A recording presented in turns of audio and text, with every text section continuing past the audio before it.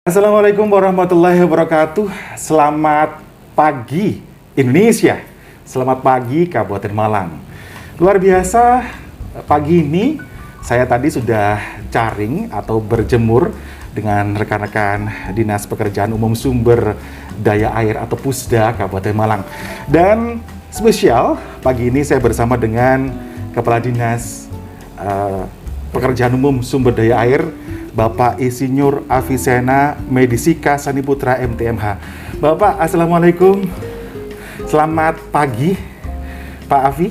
Waalaikumsalam warahmatullahi wabarakatuh. Selamat pagi, Pak Munir. Selamat datang di PU Sumber Daya Air Kabupaten Malang. Ya, Pak Avi, gimana kabarnya pagi ini? Alhamdulillah sehat, Pak. Semakin sehat ini. Mudah-mudahan kita semua dijauhkan dari COVID ini ya. Amin. Baik. Kalau saat ini kita ngobrol ya, kita mendengar semuanya, masyarakat Kabupaten Malang dulu dikenal sebagai Dinas Pengairan. Siap. Saat ini dikenal sebagai Dinas Pekerjaan Umum Sumber Daya Air atau Pusda lah, dikenal seperti itu. Pak Avi, sebenarnya bisa dijelaskan kepada masyarakat apa sebenarnya Pusda itu? Begini Pak Munir, selamat pagi masyarakat Kabupaten Malang. Betul, dulu PUSDA adalah semula bernama PU Pengairan yang sudah banyak dikenal.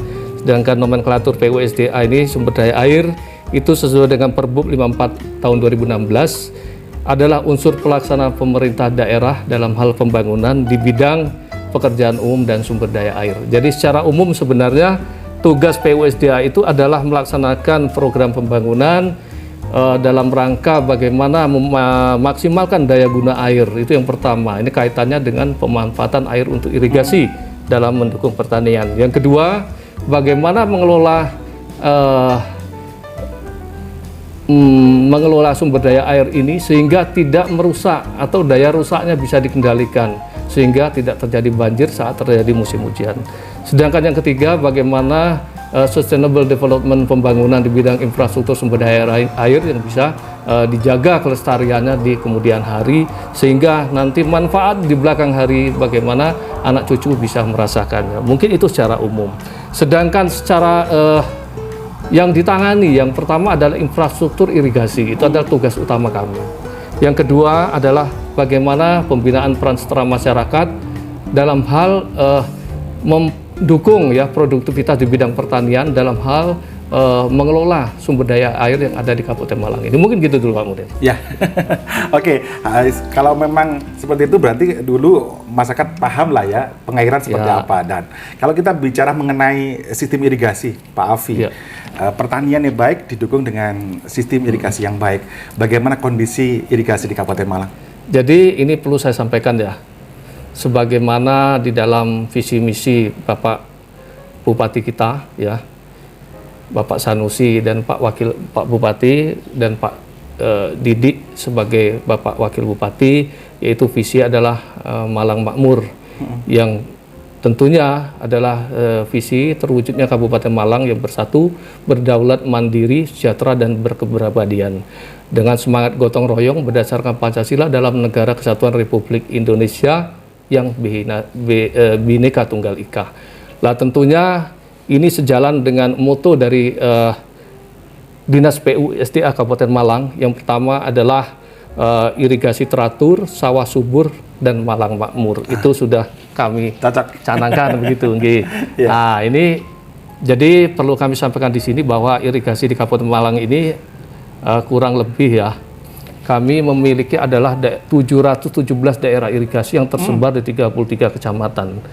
Kemudian dari baku sawah yang menjadi kewenangan pemerintah daerah kurang lebih ada 35.346 hektar yang ada. Itu adalah lahan pertanian beririgasi. Sedangkan infrastruktur lainnya ada banyak, yaitu saluran primer kita sepanjang 315.000 meter, kemudian saluran sekunder sepanjang 493.000 meter, dan saluran terpanjang 769.000 meter. Sedangkan dalam pengelolaan ini kami terbagi menjadi 7 UPT dalam melaksanakan tugas pemeliharaan yang tersebar di wilayah Kabupaten Malang. Mungkin itu. Ya, luar biasa ya. Benar-benar luas cakupan dari... Itu berkah untuk masyarakat Kabupaten Malang. Baik, Pak Avi. Kalau bicara irigasi, beberapa daerah Ya. itu ada embung. Sebenarnya manfaat embung itu seperti apa, Pak? Jadi sebenarnya embung itu ada dua fungsi utama. Yang pertama adalah sebagai cadangan air tanah ya. Jadi pada saat musim hujan atau musim curah hujan itu tinggi, itu kita simpan dulu dalam embung tersebut. Yang kedua, embung adalah sebagai bagian daripada fungsi irigasi, sehingga pada suatu saat air itu berlebih, kita simpan dulu. Yang nanti kemudian pada saat dibutuhkan itu kita gelontorkan untuk memenuhi kekurangan air yang terjadi. Jadi ada dua sebagai fungsi irigasi, yang kedua sebagai sustainable atau pelestarian lingkungan hidup kaitannya dengan air yang tersedia. Mungkin itu. Apakah ada mau penambahan lagi, Pak, jumlah embung yang ada di Kabupaten Malang? Kami sedang memprogramkan ya, mungkin untuk tahun 2022 ini kami akan mendata akan sumber-sumber air yang ada di wilayah Kabupaten Malang yang memiliki potensi bisa kita jadikan embung. Karena apa?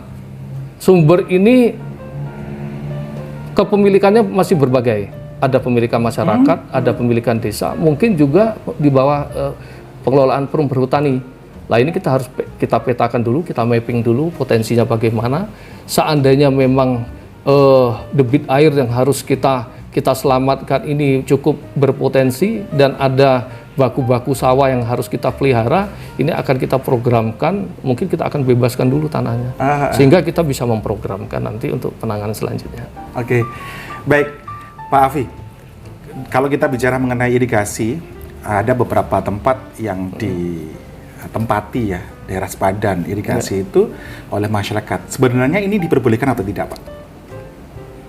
Sepadan itu adalah bagian dari infrastruktur irigasi tersebut yang digunakan untuk pemeliharaan.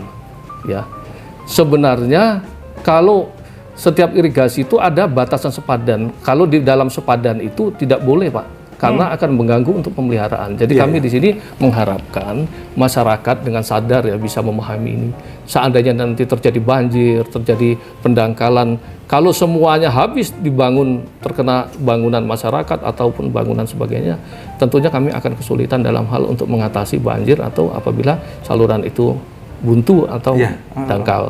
Jadi sekali lagi tolong betul-betul peran serta daripada masyarakat bagaimana menjaga sepadan ini agar tetap bersih, tetap kita bisa manfaatkan untuk pemeliharaan, itu yang sangat penting di kemudian hari. Ya, mudah-mudahan dengan menyaksikan dialog ini masyarakat bisa sadar mengenai tidak menempati. Betul. Baik Pak Afi, saya sering mendengar kata HIPA, Himpunan Petani Pemakai Air. Sebenarnya apa itu HIPA? Himpunan Petani Pemakai Air itu adalah HIPA, ya dalam disingkat HIPA, itu adalah kelompok masyarakat yang berada secara undang-undang di bawah pembinaan Dinas Pekerjaan Umum Sumber Daya Air di wilayah Kabupaten Malang, ya tentu ada di bawah Dinas PUSDA Kabupaten Malang. Jadi mereka adalah kelompok masyarakat yang berbadan hukum, ya. Mereka punya organisasi yang solid, ya, yang bergerak, yang perannya adalah membantu bagaimana menjembatani kepentingan petani pemakai air tersebut dengan pemerintah daerah, khususnya PU Sumber Daya Air. Nah, ini kita lembagakan, Pak. Jadi HIPA itu kita lembagakan, kita adakan pembinaan juga, kemudian beberapa kegiatan mereka kita libatkan. Karena terus terang untuk mengawasi, mengelola lahan yang 35.000 hektar lebih ini tanpa peran serta dari masyarakat luas, khususnya dalam hal ini IPA mungkin ya perwakilannya, PUSDA tidak mungkin bisa, tidak mungkin mampu menjaga semua. Jadi ini makalah kami berusaha memperkuat peran daripada HIPA ini melalui pembinaan dalam rangka mengisi kekosongan potensi tenaga kerja, kemudian bagaimana memelihara saluran dan sebagainya, sehingga masyarakat bisa terhimpun, bisa berguyup, bagaimana mengagendakan kerja bakti, bagaimana memelihara saluran yang baik, bagaimana mereka berorganisasi, itu kita bina semua. Ya, oke. Jadi seperti kelompok-kelompok tani itu bisa membuat HIPA ya? HIPA itu sebenarnya partner dari kelompok tani. Kalau di bidang pertanian dia berbentuk dari kelompok tani, kalau di bidang PU sumber daya air mereka adalah HIPA. Kadang-kadang anggotanya pun dari mereka itu. Soalnya sama-sama pemakai. Sama-sama pemakai. Baik, terakhir Pak Afi, himbauan kepada masyarakat Kabupaten Malang, khususnya mengenai irigasi, pertanian dan sebagainya. Kepada masyarakat, saya sebagai pribadi dan juga sebagai unsur pemerintah daerah, sebagai aparatur yang memanage ya air sumber daya air ini, perlu kami sampaikan bahwa potensi air itu semakin lama semakin menurun. Ketersediaan sumber air itu tidak akan selamanya bisa mencukupi semua, pasti akan mengalami penurunan.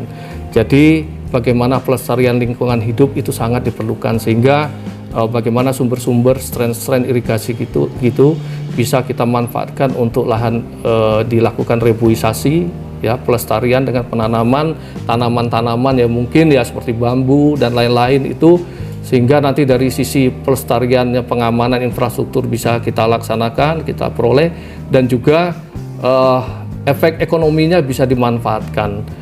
Karena bambu menurut saya memiliki nilai ekonomis yang bagus sebagai bahan baku konstruksi maupun industri, yang apalagi sekarang industri kerajinan di Kabupaten Malang ini sangat diperlukan dalam mendukung penguatan pariwisata. Yang kedua, mohon adanya kesadaran masyarakat untuk tidak membuang sampah. Itu pertama, yang di daerah irigasi, di saluran irigasi, di bendung dan sebagainya. Yang kedua, tidak membangun bangunan secara liar di sepadan saluran. Mohon ini menjadi kesadaran bersama, karena irigasi adalah milik kita semua yang mendukung daripada ketahanan pangan yang ada di wilayah Kabupaten Malang. Kalau tidak oleh kita, siapa lagi? Kan begitu Pak. Saya rasa begitu Pak. Terima kasih, semoga bisa menjadi pencerahan bagi masyarakat tentunya untuk terus menjaga irigasi di Kabupaten Malang ya. Terima kasih, selamat siang. Irigasi teratur, sawah subur, Malang makmur. Oke, terima kasih Pak Afi. Demikian tadi kita dialog bersama dengan Kepala Dinas PUSDA atau Pusda Kabupaten Malang. Sekali lagi, irigasi teratur, sawah subur, Malang makmur. Wassalamualaikum warahmatullahi wabarakatuh. Selamat pagi. Selamat pagi. Assalamualaikum warahmatullahi wabarakatuh.